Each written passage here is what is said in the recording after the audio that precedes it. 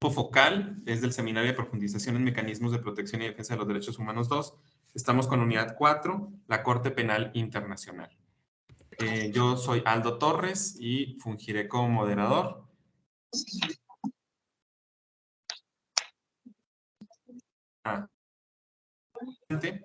Que después nuestros compartirán. El primer tema detonante se llama razones que condujeron a la creación de la Corte Penal Internacional. Alberto. Gracias.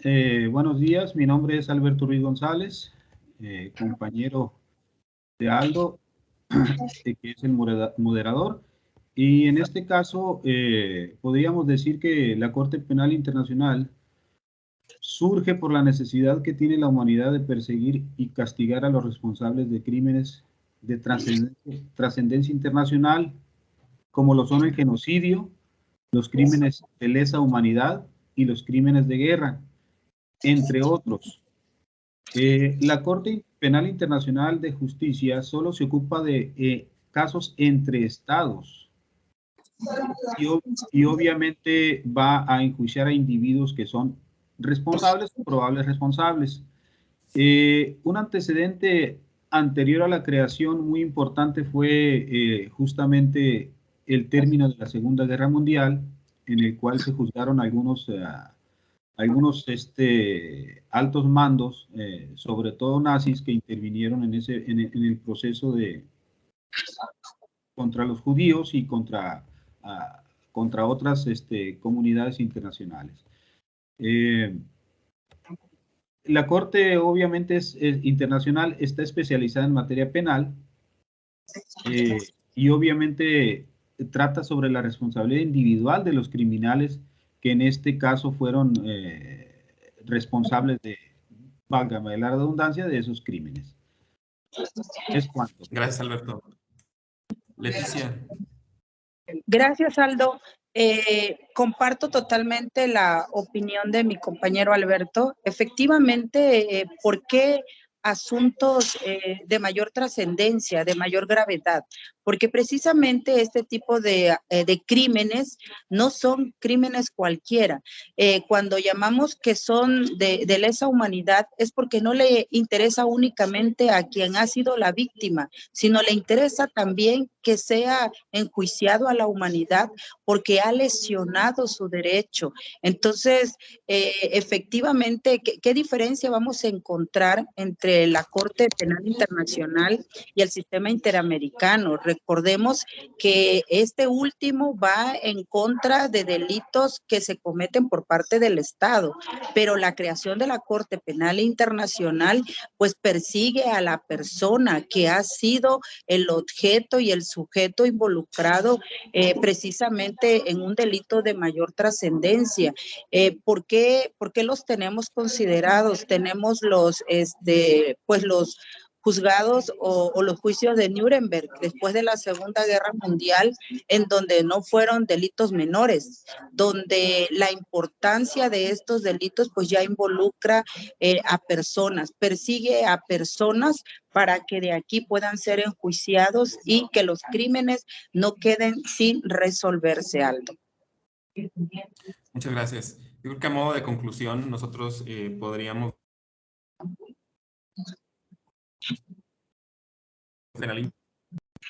bien dijo Leti, pues básicamente se enfoca en enjuiciar a las personas y, como bien dijo Alberto, pues derivado de surgió como una necesidad, como un organismo necesario para enjuiciar precisamente los delitos cometidos durante la Segunda Guerra Mundial, que aparte de eso, bueno, pues vaya, son delitos muy específicos en relación a los excesos que se cometieron en la Segunda Guerra Mundial. Yo como crítica mencionaría también que estos juicios que bien Leticia menciona de Nuremberg, pues no hubo una réplica similar precisamente a los países, para los miembros de países vencedores, ¿no? Solamente fueron enfocados a países vencidos. Bien, el segundo punto detonante serían la problemática que deriva de la irretroactividad del Estatuto de Roma. Alberto. Gracias, Aldo. Sí, ese es un tema Yo diría que no precisamente secundarios, es muy importante. Ahora, en el Estatuto de Roma, en el artículo 24, se establece la irretroactividad, sobre todo en el primer punto que dice, nadie será penalmente responsable de conformidad con el presente estatuto por una conducta anterior a su entrada en vigor. Con eso ya no podemos aplicar la irretroactividad, aunque no dice en perjuicio de persona alguna, como dice nuestra Constitución. Ahora, ¿por qué surge esto de alguna manera? Porque cuando se establecen los juicios de Nuremberg, al momento de establecerlos, aplican de manera retroactiva, establecen la pena de manera retroactiva al delito ocurrido con anterioridad. Entonces, trata de salvaguardar un poco eso. Ahora, si sucedió un genocidio, un crímenes de guerra o de lesa humanidad, la población se preguntará, oye, ¿y por qué quedan impunes? ¿No? Ese es un punto muy importante. Yo aquí pensaría que en todo caso está bien la irretroactividad, pero que esos delitos jamás prescriban. Es cuanto. Muy bien, gracias Alberto. Leticia. Gracias, Aldo. Efectivamente, hay una frase interesante para tratar el tema de la irretroactividad del Estado y es nunca más. ¿Por qué nunca más? Porque nunca más debemos volver a permitir que masacres como las que ocurrieron en el pasado se vuelvan a dar y queden sin ser enjuiciados. La lectura nos marca grandes ejemplos y al margen de esos ejemplos pudiéramos encontrar muchos más y tal vez de mayor gravedad que nunca más deben volver a existir o deben darse en un estado de derecho. Sin embargo, si bien es cierto, como decía Aldo, la irretroactividad es para adelante y no para atrás. Sin embargo, en los mismos estatutos tenemos un señalamiento muy claro en donde se establece también que tratándose de situaciones relativas a cuestiones de guerra, hay estados que hacen una moratoria de 7 años para la aplicación de la competencia de la Corte. ¿Por qué se hace esta moratoria en este tipo de situaciones? Porque se reconoce que los estados muchas veces están involucrados en conflictos armados y para evitar que estos puedan quedar sin castigo en lo futuro, pues puede hacerse esta moratoria y pueden establecerse los 7 años para, dijéramos, lavar culpas, dice el autor, y hacer votos de enmienda para que de esta forma se pueda retribuir en la medida de lo posible, pues algunos delitos de mayor trascendencia como en las historias han pasado. Sin embargo, tiene que quedar muy claro que no se trata de borrar lo que ha ocurrido, se trata de buscar las medidas y las estrategias para que pueda enjuiciarse y castigarse a quien ha cometido un delito de gran trascendencia. Muchas gracias, Leticia. Yo creo que a modo de conclusión, entonces, el estatuto sí sostiene el principio de retroactividad. No obstante, vimos cómo sí se enjuició el estatuto y podemos también sostener que una manera de resolver el punto de la retroactividad es con esta moratoria que Leticia precisamente nos ha expresado. Bien, el siguiente punto, Alberto, sería explique en qué consiste el principio de complementariedad. Sí, gracias, Aldo. Pues este es un principio también muy importante. Aunque obviamente no se puede considerar a la Corte Penal Internacional como un cuerpo supranacional, es decir, que no va a estar sobre la legislación nacional del Estado parte. No va a suplantar pues, los sistemas de justicia penal en cada uno de sus estados.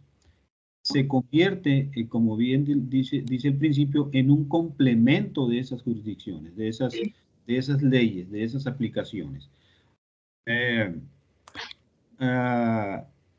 Ahora bien, sí puede intervenir un poco más, sin decir que en su totalidad, cuando realmente los estados tienen un vacío jurídico o un vacío en la aplicación de la justicia. ¿Es cuánto, Aldo? Muchas gracias, Leticia. Gracias, Aldo. Ratifico lo que dice Alberto. La Corte es complementaria y no sustitutiva de la jurisdicción nacional. ¿Qué persigue esta complementariedad?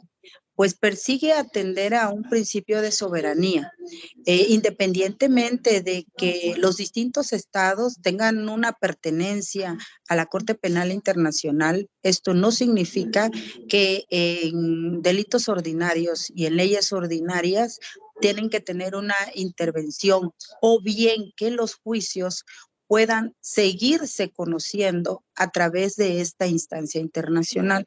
Los asuntos del orden interno empiezan y terminan en ella, salvo los que tiene competencia la Corte Penal Internacional. Por eso es complementaria, pero en ningún momento esto signifique que tenga que tener una intervención directa sobre el sistema o el régimen interno que maneja la soberanía de un Estado. De ahí que la Corte Penal Internacional podrá juzgar solo cuando un Estado no haya querido o no pueda someterse a un juicio a un presunto responsable, porque bueno, sabemos también que hay asuntos que se manejan de acuerdo a políticas públicas y económicas o a intereses de los estados, y bueno, aquí llama la atención a la competencia de la Corte cuando se tengan las características que más adelante vamos a ver de cuál es la competencia que le requiere para ciertos delitos. Muchas gracias. Yo creo que el tema del principio de la complementariedad implica un respeto, ¿no?, a la soberanía de los estados y tiene un marco, perdón, de acción muy definido, lo cual también es relevante, igual margen sobre el cual pueda la Corte actuar. Bien, el siguiente punto sería el análisis de la naturaleza, estructura, funciones, objeto de competencia de la Corte Penal Internacional. Alberto. Gracias, Aldo. En cuanto a la relación de la naturaleza de la Corte, esta es una institución de índole internacional permanente, establecida para investigar y perseguir a todas aquellas personas que hayan cometido delitos graves de trascendencia internacional, como pueden ser, ya lo hemos mencionado, el genocidio, los crímenes de lesa humanidad y los crímenes relacionados con la guerra. Básicamente esa es la naturaleza, ¿no? Ahora, dentro de su estructura, tiene 4 órganos principales, que son la presidencia, formada por un presidente y por un primer y segundo vicepresidente. Están las cámaras, que dentro de ellas tenemos la división de apelaciones, la división de juicio y la división de prejuicio. La fiscalía es un departamento, por así decirlo, pues sumamente importante. No vamos a describirlo por falta de tiempo. Y por último estaríamos hablando de la secretaría, encargada de todos los aspectos relacionados con la administración. Haciendo acopio del poco tiempo que tenemos, esa sería a grosso modo los 2 puntos que en cuanto a la naturaleza y la estructura. Gracias. Muchas gracias, Alberto. Leticia. Gracias. Otro de los puntos importantes también de la competencia de la Corte Penal Internacional es precisamente el objeto de esta. Pues ya hemos estado señalando de manera reiterada que la Corte Penal Internacional, pues esta tiene su contenido en los estatutos, en donde ahí se van a establecer cuáles son los crímenes y cuáles son las consecuencias y las conductas que se están sancionando. Los estatutos, pues, son los que van a regir a la Corte Penal Internacional. Y cabe reiterar que su objeto será siempre acciones más crueles de la conducta que atenten en contra de una persona. De ahí que son crímenes que dañan profundamente a una sociedad por la naturaleza que estos tienen. De ahí entonces que el mismo estatuto pues hace señalamientos de cuáles son aquellos que van a ser el objeto de competencia de la Corte. Muchas gracias, Leticia. Yo creo, bueno, podríamos decir que como un organismo jurisdiccional internacional, aparte permanente, es que está dotado de una competencia muy específica, los delitos. Pues también podríamos decir que la Corte Penal funciona precisamente con un organigrama tanto jurisdiccional, tiene un elemento de investigación y también está dotada de elementos de administración interna. Bien, el siguiente punto sería la postura de México ante la creación de la Corte Penal Internacional. Alberto. Gracias. Yo voy a dar un breve antecedente básicamente de cuando México se adhirió al estatuto y aceptó la competencia de la Corte Penal Internacional. Y esto inició el 7 de septiembre del 2000, cuando México se firmó el Estatuto de Roma. Posteriormente, un año o 3 meses después, durante la presidencia de Vicente Fox Quesada, se envía la reforma de la iniciativa de reforma al artículo 21 para establecer el reconocimiento de la jurisdicción de la Corte Penal. Esta iniciativa se aprobó en el 2002. Ahora, después de efectuada la reforma, el Senado, de acuerdo obviamente a las facultades que le da el artículo 76, aprobó el 21 de junio del 2005 la suscripción del Estatuto de Roma. Entonces, tenemos ahí, y obviamente entraba en vigor el nuevo párrafo del artículo 21 constitucional. Tenemos ahí que nos llevó prácticamente 5 años todo el proceso. Para mi gusto es bastante largo, son situaciones que deben de resolverse, pues, no sé, en una sesión de la Cámara, caray. Pero en fin, es nuestra política, ¿no? Es cuanto, Aldo.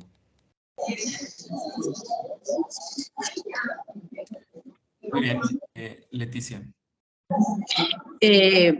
Tenemos que reconocer que la Corte Penal Internacional no es el mejor modelo, no es el ideal alcanzar, tomando en cuenta su conformación, su estructura, su competencia o su objetivo. Pero también tenemos que reconocer que es lo que hoy también tenemos como un modelo que permite juzgar más allá, y juzgar más allá de los intereses de un país, y juzgar más allá de proteger a un personaje, y juzgar más allá de intereses internos y externos. Es lo que tenemos, y lo que tenemos es importante porque permite en un Estado democrático de derecho pues avanzar con los mejores instrumentos para seguir adelante. Sin embargo, esta competencia que se tiene pues también puede ser cuestionable y puede también ser, en la postura de nuestro país, pues ser un arma de doble filo. ¿Por qué? Porque tenemos algunas consideraciones como el hecho de la posibilidad de que la Corte Penal Internacional juzgue a un nacional mexicano cuando ya hubiese tenido sentencia definitiva, incluso absolutoria. Entonces, estaríamos hablando en nuestro sistema mexicano bajo el principio de legalidad de que nadie puede ser juzgado 2 veces por un delito, ¿no? Si estamos hablando de alguien que ya resultó absolutorio. Pero aún sin embargo podemos hablar de vicios en el propio sistema mexicano y esto ya cuestiona a la soberanía de nuestro país. También tiene la posibilidad de que la Corte ejerza competencias sobre funcionarios de altos rangos, en donde la Constitución les concede el principio a algunos o les concedía en el formato anterior la inmunidad, en donde sin importar el delito que se cometiera, pues podía estar transitando sin mayor problema jurídico. Bueno, ahorita lo tenemos resuelto, sin embargo, son temas que pueden llevarse a la Corte en su momento bajo alguna circunstancia. El otro tema es la posibilidad de que la Corte realizara investigaciones dentro del territorio nacional. Entonces, esto nos salta a la vista porque, bueno, si hablamos del tema de investigación, estaríamos diciendo, bueno, esta es una función reservada hoy al fiscal antes llamado Ministerio Público. Y esto, bueno, trastoca un poco también el sistema interno de un país. Sin embargo, repito lo que dije de manera inicial. Eso es lo que tenemos y hay garantías aún con situaciones que tienen que trabajarse para mejorar un sistema penal internacional. Perfecto, Leticia, muchas gracias. Creo que ya está.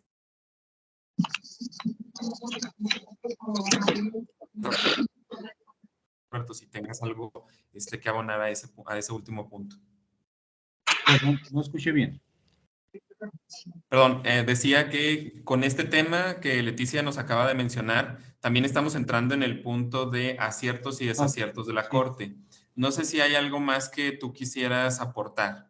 Pues sí, básicamente la gran aportación de la Corte es obviamente buscar que los graves crímenes de trascendencia internacional no queden impunes, ejerciendo una jurisdicción cuando un Estado no pueda o no quiera conocer de un caso.